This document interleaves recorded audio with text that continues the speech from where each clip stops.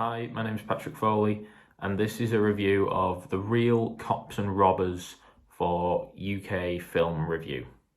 This is a feature-length documentary film that follows a career criminal and notorious master thief, Ricky Watts, as well as a detective, Jason Hendy, who for years had pursued Ricky. The film examines each man's background to find out how the upbringing and the family lives formed them into the men they would go on to become, and also focuses on a daring raid of an Asda in 2006 that Ricky organised along with his criminal organisation to steal around about £860,000 and Jason's sting operation to bring him to justice after having pursued the gang for a number of years already.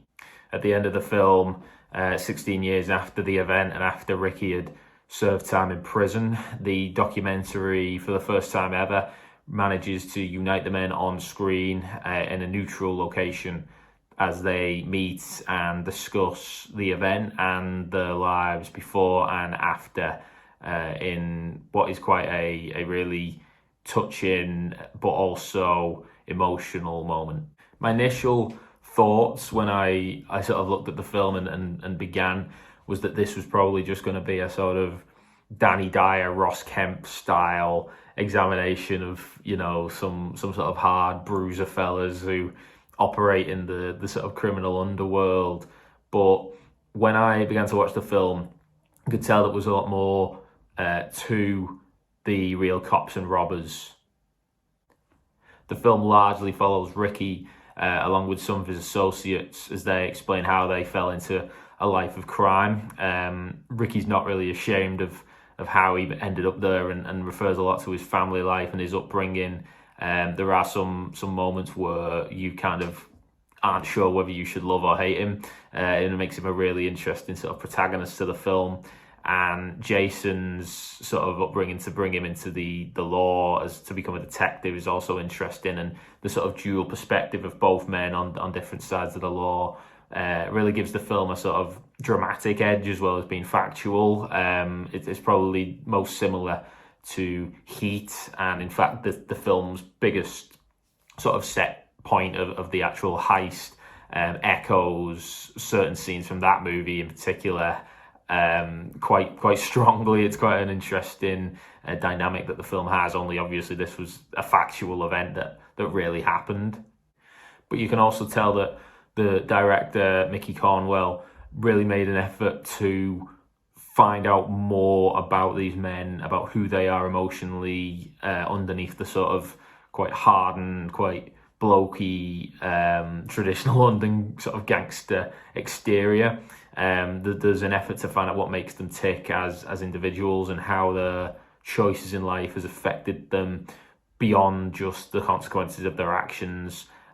We find out the impact it's had on the families and how they've lost years of their lives in the case of the sort of the burglars for what they did, and how things have never really been the same for them. The meeting which comes at the end of the film between Jason and Ricky as well is quite fascinating really, and you can tell it's not something that the director has sort of necessarily coached them on or something that's been pre-prepared. Both men actually seem quite awkward in the situation as you would be essentially meeting a stranger.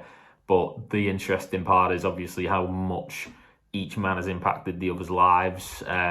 There's a theme through the film of respect on both sides of the law, when that even the criminals respect the police and the police respect the criminals in the kind of work that they're in. And you do get that sense that Ricky doesn't have any sort of grudge necessarily against Jason for putting him away for many years.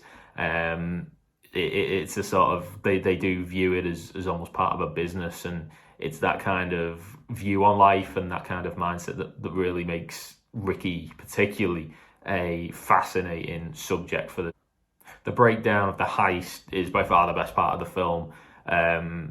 Not only just knowing that Asda's have as much money as they do in them, but the way that the documentary splits between the two perspectives, and even at times on Jason's side where there may not be actually all that much happening, you feel on the edge of your seat and you can feel the tension that he felt on the day and still feels to this day, of knowing that years worth of work in putting criminals to justice could either all pay off and result in an arrest, or could fall apart at the seams and leave them nowhere. And meanwhile, Ricky's kind of growing excitement and disbelief at just how much money they might be able to steal and get away with.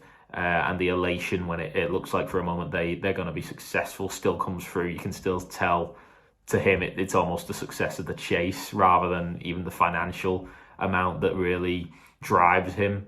And that kind of, again, it goes back to the sort of view each has of what the craft means, even when it's a illegal activity in Ricky's case. It gives the documentary a different feel than just this is an event that happened. It really drives home how much it means to both men who take on essentially the protagonist role of what they're fighting for. The production on the film is really strong and impressive, particularly the recreations of the heist, which never sort of overtake the testimony of the individuals involved. The film very much focuses with the interviewees who are recalling their experiences, but in giving life and colour to the events they're describing, the director does a really good job of recreating them. There are a few moments where you can see some rougher edges, such as a lack of variation in the sort of musical cues and themes through the film. That it becomes quite repetitive quite quickly, especially given that this is a feature length. And there's also narration at the beginning and end of the film, which never really feels like it's being given an identity for the audience to understand who's sort of presenting the story we're watching unfold. But these are minor issues that don't really take away from the accomplishment and the main aim of the film, which is to delve into the psyche of both the criminal and the cop in the chase between one another, and also the recreation and the storytelling around a burglary that would have been one of the most daring and impressive in British history, really, if it had actually been carried out successfully. So I'd really recommend The Real Cops and Robbers if you have that sort of interest in crime dramas and documentaries and things like that. It's got a little bit of both, and it's definitely more than just looking at fellas who go around robbing people or beating them up. It really delves behind the criminal and behind the police and breaks down what makes them tick.